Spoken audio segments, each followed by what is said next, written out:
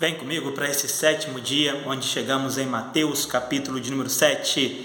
Esse sétimo dia do nosso propósito, então vamos ver aqui o que diz, é a conclusão do Sermão do Monte. Começou lá em Mateus 5, termina aqui em Mateus 7, este Sermão do Monte, um famoso sermão de Jesus, é o mais longo que tem relatado na Bíblia e é um dos mais impactantes que tem. E aqui no capítulo número 7 de Mateus, a gente vai estar então concluindo, trazer esse resumo aqui hoje, para concluir esse capítulo 7 e este sermão abençoado de Jesus. Do versículo 1 até o 6 vai falar a respeito de julgamento, mas que está falando sempre para a gente ter cuidado, porque às vezes a gente fica olhando demais no que o outro está fazendo e esquece de olhar para a nossa própria vida, que a mesma medida que a gente julga é a medida que nós seremos julgados.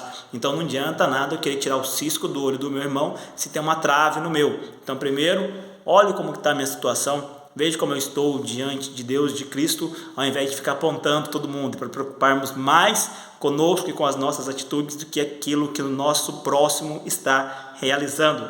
Do versículo 7 até o versículo 12 vai falar a respeito da persistência na oração, em pedir, em clamar, porque diz que tudo aquilo que nós pedimos, o que nós pedimos para o Pai nos concede, Ele nos concede coisas boas.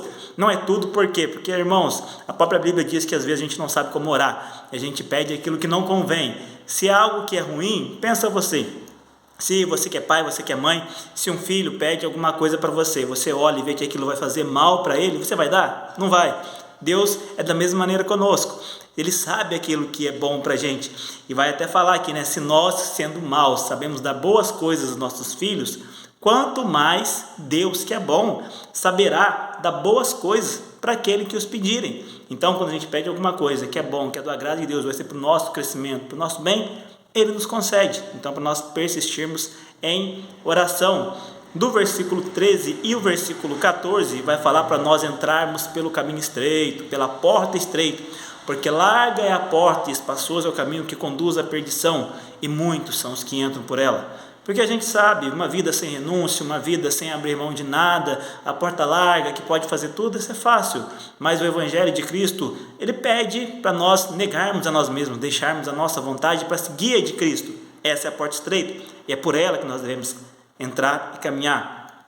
Do versículo 15 até o versículo 23 vai falar termos cuidado com os falsos profetas, com aquelas pessoas que estão usando o evangelho para enganar outros.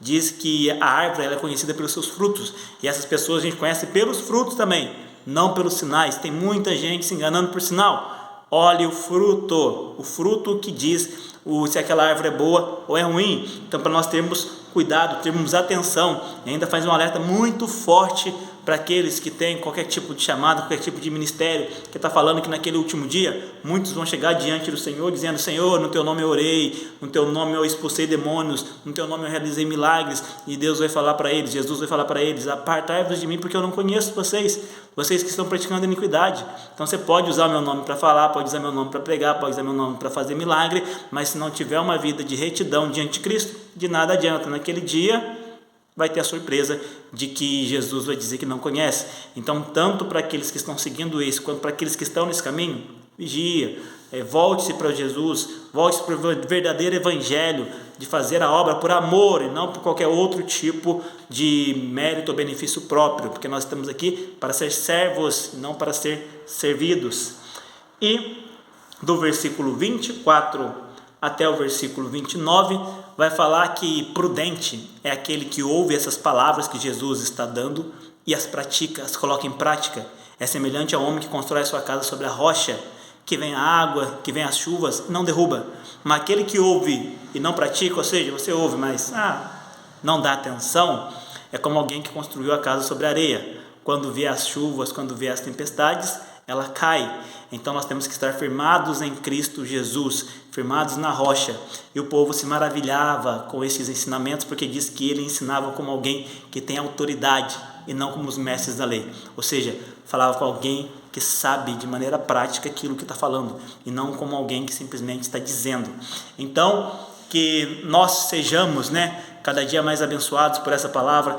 Leiamos sempre este Sermão do Monte, absorvamos tudo isso que está aqui, que é muito importante para o nosso dia a dia e nos ajuda na caminhada cristã. Então, que Deus te abençoe em nome de Jesus.